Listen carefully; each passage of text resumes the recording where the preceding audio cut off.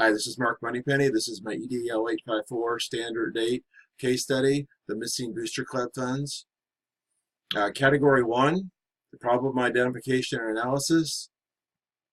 What I know is George Washington Middle School is located in an old residential area of a large city. It has approximately 450 students.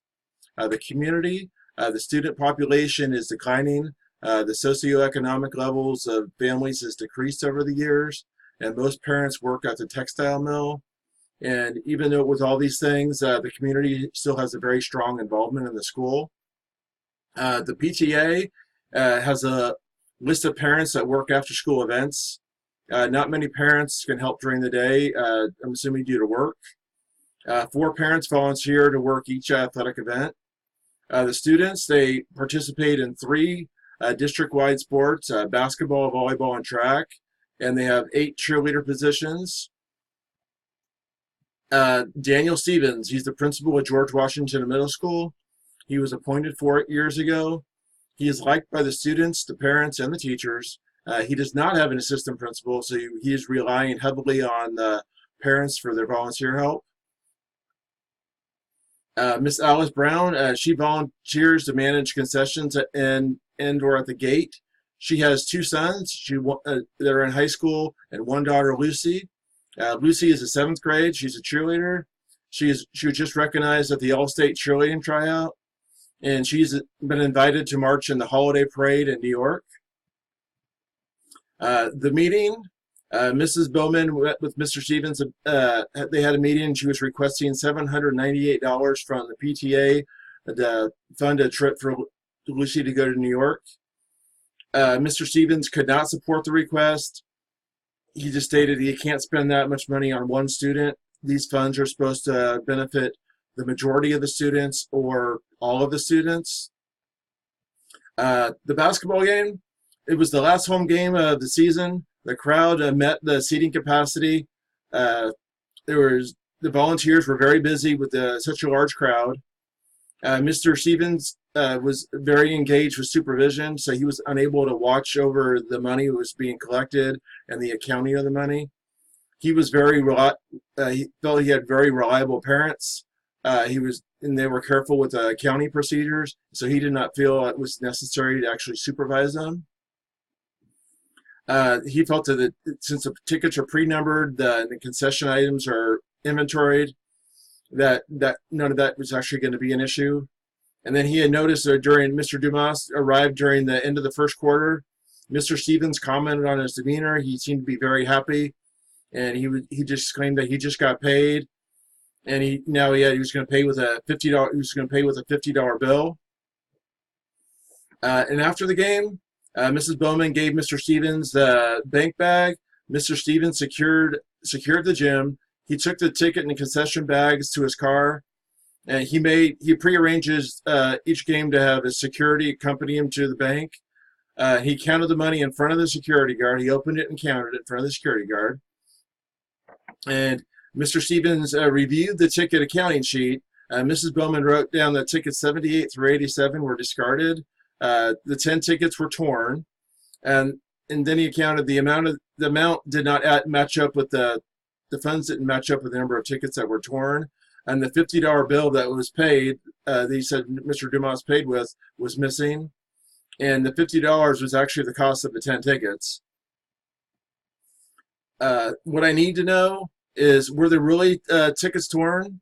And if so, where are the torn tickets? Were there 2 people working the gate or just one? Did Mr. Dumas actually pay with the $50 bill? And if so, where is the $50 bill? Are there any security cameras? Maybe they can caught any of the missing money on tape. Maybe they can go back and review it.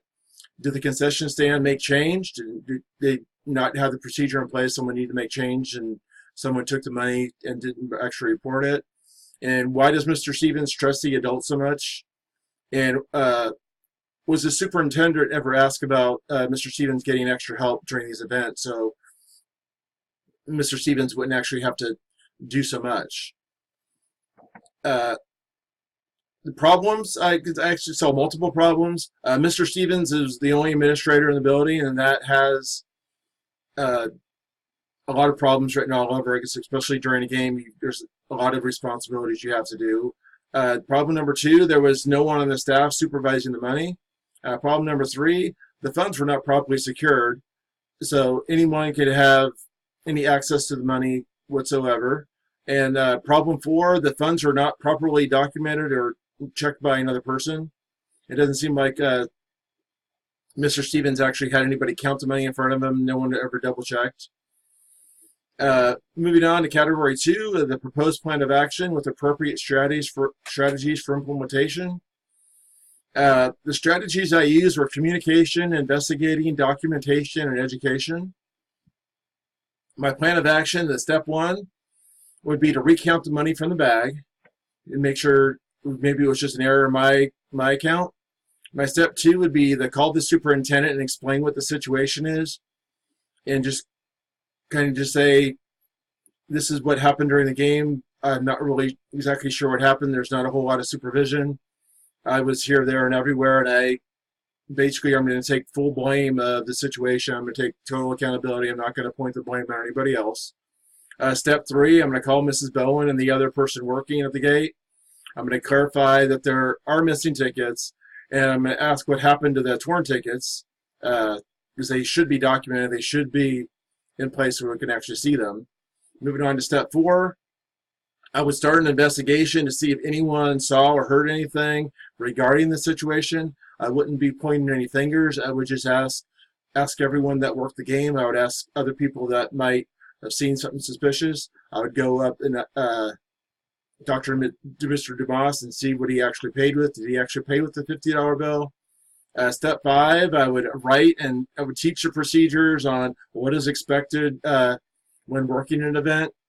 What to do with torn tickets, volunteers having to sign off on ticket sales, additional staff working with the PTA members, and having an administrator and the money handler count together. So you'd have a staff member supervising the game, helping them out with the money, and then all the money would be bagged and it would be counted with 2 people, so it would just be there for verification. In step 6, I would meet with the superintendent on the importance of having additional support of these school events. Category 3, resolve the issues based on promoting the success of all students. My resolution is by not allowing Mrs. Bowman to request the funds to send Lucy to New York. The PTA funds are to be used for the benefit of the majority of the student body. We can't just spend it all on one student. It would definitely show that it was not a favorable thing towards the entire school. And by starting an investigation, I wanted to see if anyone else had any other information regarding this event. And by communicating with the superintendent regarding the issue and the need for additional support, I was just keeping the lines of communication open. I wanted to make sure that this problem is addressed, that in the future we do need to have additional support here so nothing like this will ever happen again.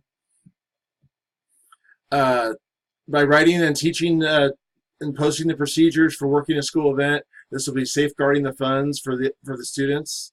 And by having additional staff work with the PTA during events, this will just, number 1, it'll give a lot more support during the event. It'll give myself able to get around and supervise the student body and be able to just make sure everything's just taken care of, and have the money counted with an administrator to address any potential issues that could happen in the future. And I would also look to disband the current booster club. Category 4, debrief the problem, reflect on what you were thinking, feeling, identifying unresolved issues, or open for further investigation. I was thinking during that this problem could have been avoided if there was additional support for the administration or the staff. Were there volunteers trained in the first place? I mean, a lot of these things, I'm just thinking, were there volunteers trained in the first place? Because my first thing would be, we'd have to know what to do with the money. This should have been a no-brainer. And I was wondering what happened to the other person working at the gate. Was there actually 2 people working at the gate? Was there anybody else who could verify that he did pay with a 50? Because Mr. Stevens actually saw him walk up with a 50, and he was very proud of it. He even commented on it. And how do I instill stricter policies without accusing or losing any volunteers? You want to have stricter policies, but you also don't want to come out accusatory, and you don't want to lose any volunteers. But then again, you have to stand firm and be able to do what you need to do for the sanctity of the kids. I was feeling amazed that the school had so many volunteers to help out this event. I'm in a school community right now where it's like it's really hard to get volunteers to work any event whatsoever. And I was upset when Mr. Stevens did not get additional support earlier, because obviously this is a big, this is the thing that's been going on for a while. This is obviously a big issue, and he knew this was a problem. And I was also annoyed that there was not so much parent support, but the teachers are not there. I mean, the teachers really should be there. You think with this much parent support, you wouldn't actually want to see the teachers could actually be there in support of the students as well. I would value Mr. Stevens for not allowing Lucy to go to New York using the PTA funds. The parents' dedication to the school is, it sounds like with this community, they have a lot of reasons just to abandon the school and the community, but they're sticking with it. They're there to support their kids. And I'm also very thankful for my administration for giving our school and myself the additional support, and the students, the parents, and the staff during any event. It doesn't matter what event it is, if it's a paid event or not. They're always there. They're always there in force. And obviously, we have more than one administrator, but even with the other schools that we always had the administrators there all the time. They always made sure it was properly supervised. Unresolved issues are open to a further investigation. Has anything like this ever happened before at the school? And what happened to the missing tickets? I mean, that is one thing right there. They're going to say there are missing tickets. You can't just write that down. You have to be able to account for them. And what did happen to the $50 bill? Was it paid with? Was it pocketed? Was it lost? Was it taken somewhere else? And where was the other person working the gate? I mean, they said there was always 4 people there. There's 2 people working the gate and 2 people at the concession stand. So they really have to be able to account for that somehow. And will the supervision problem get resolved in the future? I mean, the superintendent's going to have to step up and come support the schools. They can't have just money walking out the door. Category 5, as an academic leader, to promote the academic success and personal well-being of every student by ensuring effective and efficient management of the school or district to promote student and social academic learning. Component 1 need to be an effective and efficient management. I took responsibility and did not point blame. I communicated with the superintendent. I investigated the issue. I updated the procedures when working an event, and I was making sure anyone who is going to be working an event is going to be properly trained, and providing additional support for the future events. Component 2, the social learning of every student. I acted calm during investigating the issue. I created policies that dictate what the PTA money can and cannot be used for. I would eliminate the Booster Club and have an election for the Booster Club president. This will eliminate any suspicion of one particular person being involved and would better safeguard the school funds. And I would work with Mrs. Bowman's family to see how we can get Lucy to New York, because I really feel that would be a very important thing for the family. I mean, there's no actual proof that she did it, but we also want to show that we're also there to support her. And component 3, the student academic learning. I would request additional administrative help with the school events, letting me focus on the academic needs of the school. So I would make sure there's maybe a athletic director involved during these events. When maybe other schools have other administrators, they can bring some other people over to organize these things. I would politely explain to Mrs. Bowman that the school has a vested interest in Lucy, but we cannot focus all of our resources on one student. And we would explain to the community that school is here to provide an education, and while extracurricular activities are very important, they are still just a small portion of the overall process of building a well-rounded student. Thank you very much, and I've really enjoyed this class, and good luck in the future.